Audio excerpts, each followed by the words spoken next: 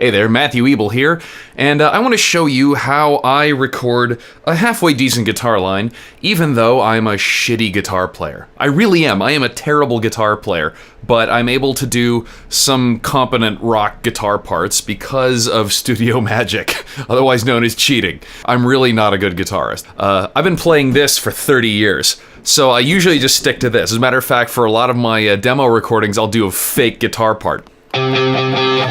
And this guitar, by the way, is being loaned by my friend Justin. Thank you so much for giving me the opportunity to learn on something here. But let me show you a little bit of what I've been working on. This is a song called Mr. Speaker, which I've been working on lately. This is what I was able to come up with, and I'll show you how I did just the intro here.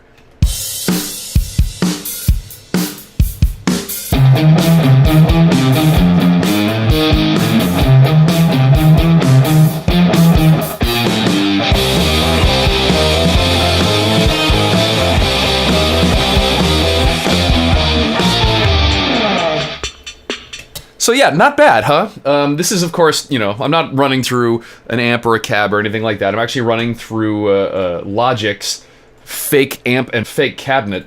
Matter of fact, let me show you what I've got lined up here. If any of you think you can point out the model and make that they're simulating there, let me know, because I honestly have no idea. I just went through all of their presets and found the one that sounded the best and then tweaked it to get it where I like it. The hard part is I can't actually play that line. If you wanted me to do this live, you'd be SOL. You know, as a matter of fact, I find it extremely difficult still to even get decent hand muting going on.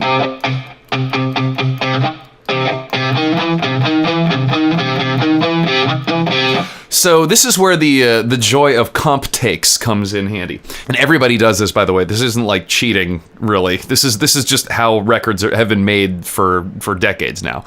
If a singer is singing a line, they'll sing like the same verse like 3 or 4 times, and then we go back into the studio and say, okay, well, you were perfectly on pitch for the first 3 words. You were a little bit off pitch, but man, the way you sang the next 3 words was awesome in another take, and so you just start slicing it and putting together a take that didn't actually happen in the studio. You know, it's sort of a Frankenstein take.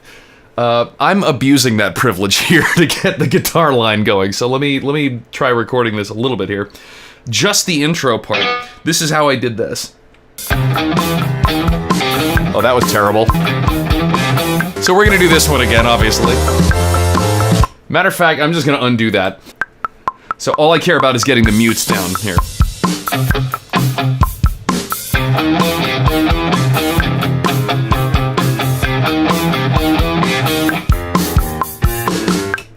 Okay, that was a pretty good take right there.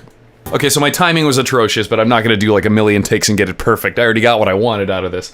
Now comes the part where I record right over that again. You notice I didn't actually play the full line. I just stayed on for a bit because I am not yet able to transition to the I don't even remember how that line goes.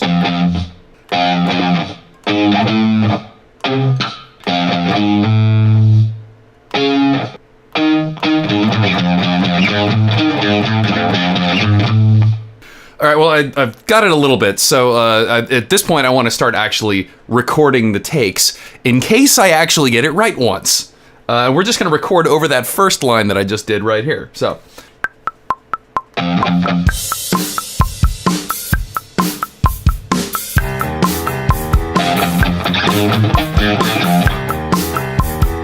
That actually wasn't bad.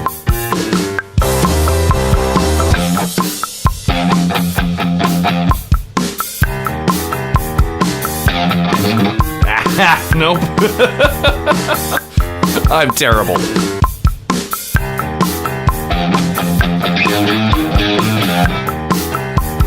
Whatever, that'll be good enough for now. So you can see I did a few takes of this, most of them terrible, but we want to keep that first take. Well, the silence on the first part there, but this is how it sounds as is with the first take, and let's go with... The hard part is finding where the split should be. And one thing that I will do while doing this is make sure I lead in. You'll notice down... That's the chair, not my ass making that noise, by the way. I play a little bit beforehand, so it's not just like an abrupt start, because that makes it sound really choppy and bad. You gotta have some kind of audio leading into where you want that start point to be. It doesn't really matter where, just as long as it sounds, when you do the cuts, it makes it sound a lot more smooth.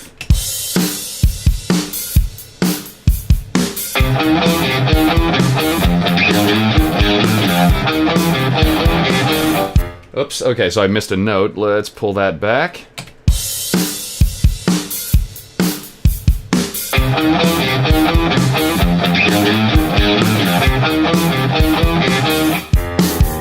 Now it's one guitar line. Now I gotta add the last 6 little notes before going into the power chord section here. Yeah, much easier that way. So that line I think I can play as is. So let's record again here.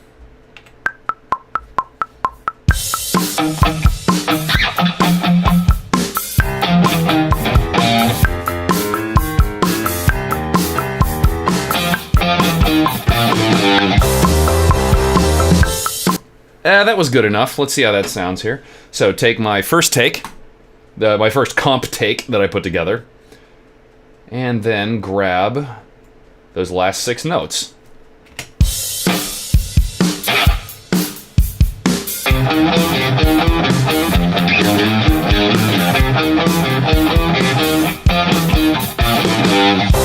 Okay, that's the intro. Now on to the power chords. Bearing in mind, of course, that you really should spend the time and get it as legit as possible, because it will sound more natural that way.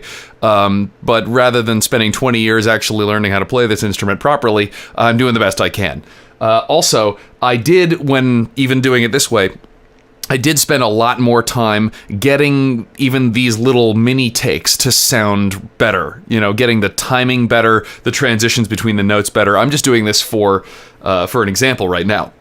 But now we have to switch to something I've never done before, which is the open fourth power chord maneuver.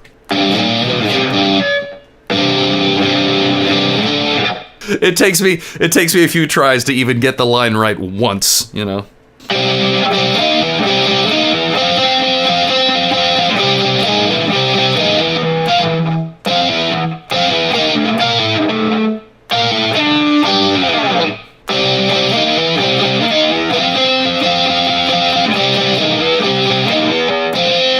I can't stop it though. That's the problem. Oh well. Let's see what we can do here.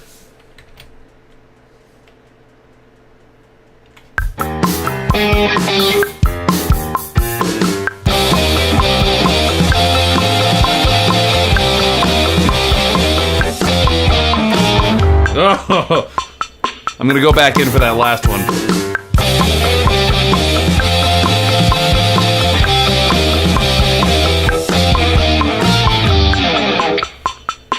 Okay, that sounded good for a starter. I think the first take version of that first part.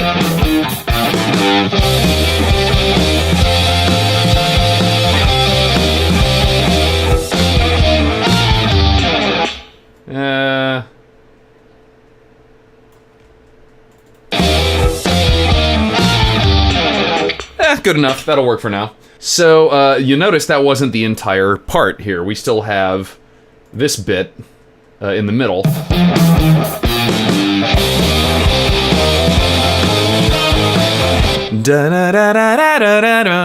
Yeah, good luck. All I did was keep strumming again to have some kind of continuity in the sound for when I get back to that part. So now I need to do that, and if I recall, the way I did this was in 2 parts. Yeah, there we go. So, try this again.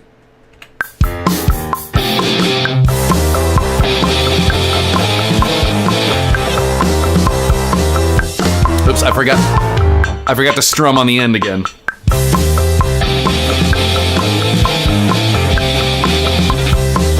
By giving it, whoa, there we go. By giving it that little buffer before and after, it helps smooth it out. Let's see, let's take a guess and say that it's right about here.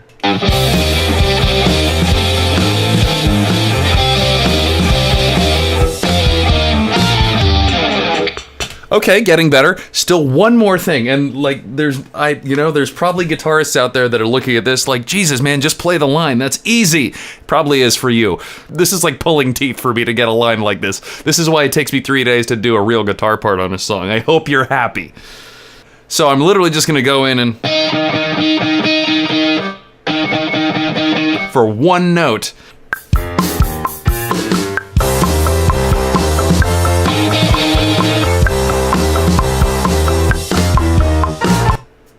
So I only needed the pre-roll, as it were, on the first part of it because it's supposed to be held out. So it's a very short thing, a very short note, but when you get it up there, it does make a difference.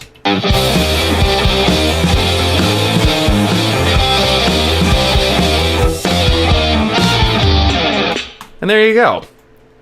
Now again, this is kind of a terrible walkthrough of this. It's very rudimentary. I would have done a lot better with the timing and gone in and fixed parts as necessary, but that's how I created a guitar line when I really cannot play the guitar.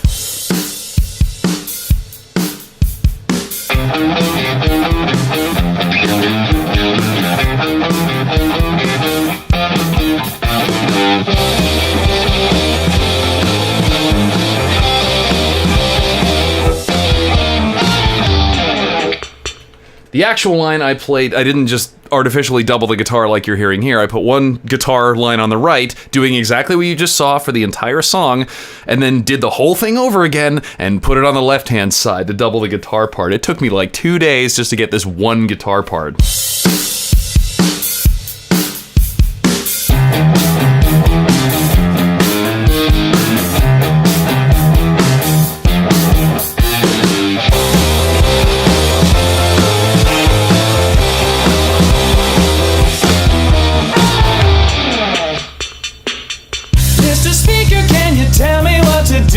I'm really in a hell of a pickle.